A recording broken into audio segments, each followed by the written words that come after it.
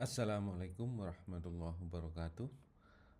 Pada materi kali ini saya akan membuka dengan terkait dengan bandara, berkaitan dengan apa arti penting bandara sebelum kita mendetailkan terkait dengan fungsi bandara dan sebagainya.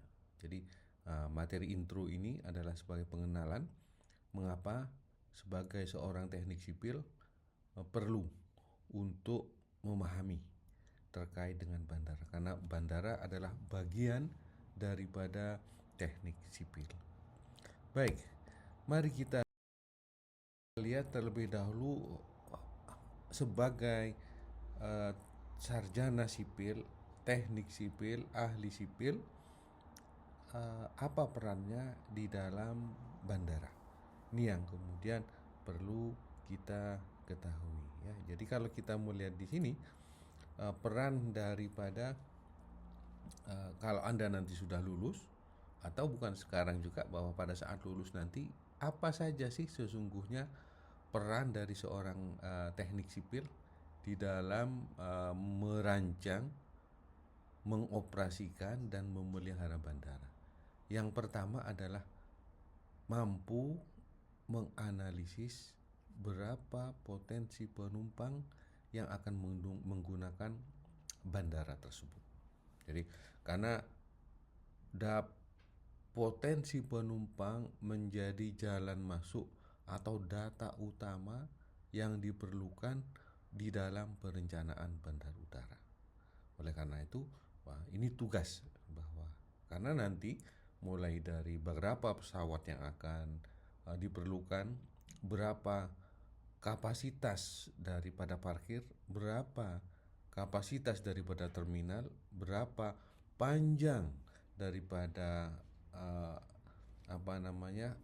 landas pacu, itu tergantung dari potensi penumpang. Jadi ini adalah yang perlu nantinya dipelajari dan dipahami, bagaimana menghitung, memproyeksikan berapa kira-kira potensi penggunanya. Kemudian yang kedua adalah sebagai seorang sipil, Anda harus mampu untuk dapat memberikan rekomendasi terhadap lokasi yang paling sesuai untuk dibangunnya suatu bandara. Karena bandara tidak seperti kereta api, terminal yang lain, stasiun kereta api atau terminal penumpang lain, ada prasyarat tertentu yang harus dipunyai oleh lokasi. Misalkan tidak boleh di dekatnya, di sekitarnya ada bukit, atau di situ sering terjadi kabut dan sebagainya. Itu ya yang pertama. Yang kedua, bisa menganalisis ketepatan daripada lokasi. Kemudian yang ketiga adalah menganalisis kelayakannya. Nah, tadi sudah kita bahas berkaitan dengan bagaimana seorang sipil itu mampu menghitung kemudian berapa potensi penumpangnya, dan kemudian secara total sebelum bangunan bandar udara itu dibangun, maka harus dipastikan bahwa bandar udara tersebut layak untuk dioperasikan. Layak dioperasikan ada 3 aspek: aspek ekonomi dan finansial, aspek penumpang, lokasi, dan kemudian aspek lingkungan paling tidak. Jadi jangan sampai kemudian setelah dioperasikan kemudian tidak ada penumpang sehingga untuk mengoperasikan saja kesulitan. Nah, itu nanti sudah bisa dihitung dari awal potensi-potensi dan kelayakan daripada bandara tersebut, baik dari aspek teknis dan sebagainya. Kemudian yang keempat adalah Anda nanti sebagai seorang sarjana teknik sipil juga diminta untuk mempunyai kemampuan merancang. Nah, ini ya, merancang fasilitas-fasilitas yang ada, yaitu fasilitas sisi udara dan fasilitas sisi darat. Nanti kita akan detailkan terkait dengan sisi darat dan sisi udara ini. Ya, jadi bagaimana, apa saja yang harus dilakukan dan sebagainya, itu perlu dilakukan. Kemudian adalah mempersiapkan rencana pengembangan ke depan.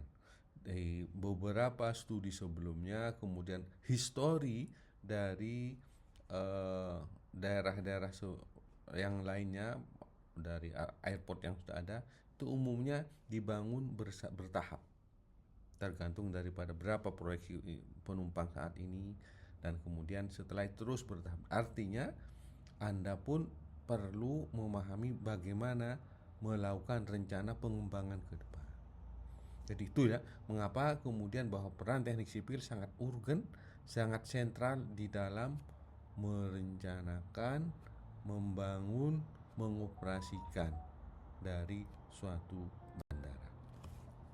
Baik, ini adalah beberapa contoh daripada layout daripada contoh-contoh daripada bandar udara. Dari bandar udara itu ada yang namanya sisi darat. Ini saya dengan sisi darat. Apa sisi darat itu? Adalah bagian-bagian ini sisi darat. Bagian-bagian yang digunakan oleh, kalau saya melihat, sisi udara. Sisi udara adalah bagian-bagian digunakan oleh bagaimana manuver dari pesawat itu. Jadi pada saat landing, turun, kemudian bagaimana pesawat itu bisa mendekati terminal, bagaimana supaya nyaman dalam mendekati bermanuver. Nah, itu adalah sisi udara. Sedangkan sisi darat, nah ini sisi darat adalah bagian-bagian di mana diperlukan agar supaya penumpang dan operasional di darat dapat berjalan dengan baik. Bisa dibayangkan kalau suatu terminal misalkan kemudian penuh sesak, atau bisa dibayangkan kalau di terminal tersebut seseorang haus dan lapar, belum sempat makan, kemudian harus terbang. Bayangkan. Nah, oleh karena itu difasilitasi di dalam terminal itu beberapa fasilitas-fasilitas, dan itu adalah yang disebut dengan sisi udara. Saudara-saudara sekalian, mahasiswa sekalian, ya. Selanjutnya, kalau kemudian bisa saya sampaikan di sini adalah bagian-bagian dari fasilitas bandara itu sendiri. Biasanya dibagi menjadi dua bagian utama, tadi sudah saya sampaikan, yaitu sisi udara dan sisi darat. Di sisi udara adalah, kalau saya berikan batasannya adalah ini, di batasan di sini ke sana. Itu adalah sisi udara. Kemudian yang ke bawah sini, ini adalah sisi darat. Apa sisi udara itu? Yang tadi landas pacu. Jadi kalau kita melihat hampir semua ini adalah manuver pesawat. Sedangkan yang sisi darat berkaitan dengan bagaimana operasional daripada bandara itu sendiri, bagaimana fasilitas untuk pengguna, misalnya mulai parkir, bangunan, kemudian jalan akses, terminal, dan lain-lain. Nah, saya ingatkan kembali seperti tadi di slide sebelumnya, tugas saudara sebagai seorang teknik sipil adalah bisa merancang tidak hanya bagian-bagian ini, namun juga bagian daripada sisi udara. Sisi darat tentu berkolaborasi dengan arsitek, berkolaborasi dengan elektrik maupun dengan mesin. Namun intinya Anda memegang peran di sini, ya, seperti itu. Baik, itu yang berkaitan sisi udara. Kemudian hal penting lainnya yang perlu kemudian diketahui adalah bagaimana kita memahami terkait dengan pesawat itu sendiri. Karena namanya bandar udara adalah melayani bagaimana pesawat itu bermanuver, datang dan pergi. Nah, bagaimana agar supaya proses-proses itu bisa berjalan dengan baik, maka bagi sarjana sipil perlu memahami berkaitan dengan pesawat udara ini sendiri. Nah, artinya tidak semua harus kita pelajari berkaitan dengan mesin dan sebagainya. Tidak itu yang kemudian kita pelajari. Yang perlu kita pahami adalah aspek-aspek apa saja atau bagian parameter-parameter apa di dalam pesawat yang mempengaruhi terhadap operasional dan perencanaan dari bandara. Nah, beberapa hal itu ada, yang pertama adalah panjang daripada pesawat. Nah, itu kita perlu paham pesawat apa yang akan menggunakan bandara tersebut, kita perlu paham. Kemudian setelah itu tinggi dari muka tanah, itu juga perlu dipahami.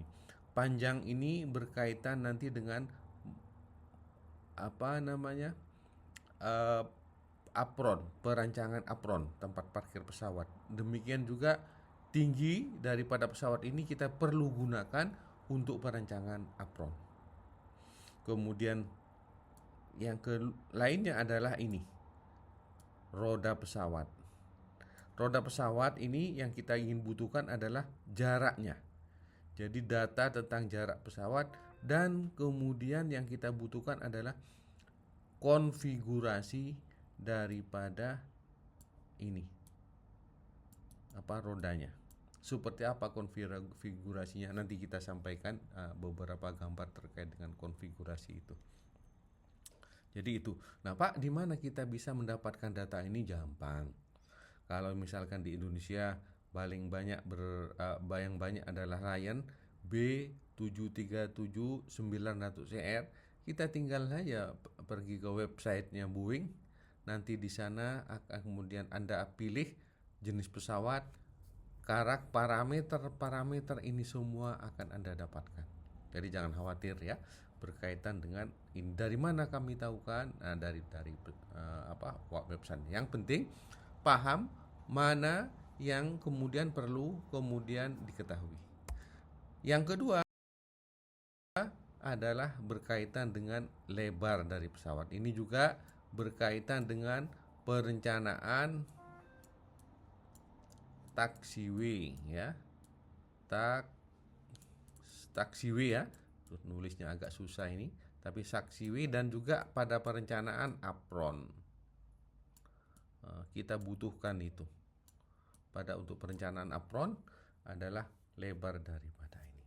Nah, ini yang kemudian saya sampaikan tadi, kebutuhan berkaitan dengan konfigurasi daripada ban dari pesawat. Nah, ada berbagai macam. Ada yang kayak gini, ada yang pesawat gede, misalkan yang pesawat haji dan sebagainya yang seperti ini. Kalau yang seperti ini biasanya yang B737-200, B777-900 dan sebagainya. Jadi ini sekali lagi juga bisa Anda dapatkan datanya melalui website Boeing. Kemudian yang menarik juga adalah yang perlu dipahami adalah terkait dengan fuel consumption dan sebagainya. Ini berkaitan dengan berapa yang perlu kemudian didapatkan. Nah, ini penting. Mengapa? Saya berikan contoh, misalkan pesawat haji. Pesawat haji itu paling tidak jarak 9 jam perjalanan. 9 jam perjalanan, kalau kita lihat ini fuel consumption-nya ini per engine, padahal ada kadang-kadang 4 engine, adalah misalkan 747-200 8.000 pon per hour atau sekitar 4 ton. Ya, 4 ton per jam. Kalau 4 mesin berarti 16 ton per jam. Kalau dalam 9-10 jam berarti perlu 160 ton. Apa artinya? Ada perbedaan berat pesawat pada saat take off, jadi pada saat berangkat itu, dan kemudian pada saat landing bisa sampai perbedaan itu di atas 150 ton. Nah, ini yang berpengaruh. Anda perlu mempelajari tentang ini. Dan kemudian adalah yang berkaitan dengan karakteristik pesawat dan panjang daripada runway ya ini. Nah, kalau kita lihat runway, kalau kita lihat mulai tahun 1990-an rata-rata sekitar di sini. Ada kecenderungan dengan teknologi dan sebagainya, kebutuhan panjang runway itu relatif hampir tetap, yaitu sekitar 3.250 maksimum. Sehingga kalau kita lihat di Bali 3.500, di Juanda 3.200, 500 kalau enggak. Di Mana di Abdurrahman Saleh 2.750 dan itu sudah cukup. 2.500, 2.750 sudah cukup untuk hampir semua jenis pesawat, dan ini adalah salah satu kebutuhan yang kemudian bisa lakukan. Itu saja yang bisa saya berikan sebagai pengantar berkaitan dengan apa saja fasilitas-fasilitas daripada bandar udara. Nanti pada pertemuan yang kedua kita akan berikan lebih detail lagi berkaitan dengan fasilitas dari angkutan dari airport. Nah, sebagai penutup saya berikan, jika Anda ingin mengetahui lebih lanjut, ada 2 buku yang baik menurut saya yang cukup komprehensif, yaitu buku terkait dengan dari Horonjeff, Planning and Design of Airports, dan kemudian yang kedua dari Ashford. Jadi di perpustakaan ini ada, dan kemudian bisa Anda pelajari untuk memperdalam berkaitan dengan itu yang bisa saya sampaikan. Terima kasih. Assalamualaikum warahmatullahi wabarakatuh.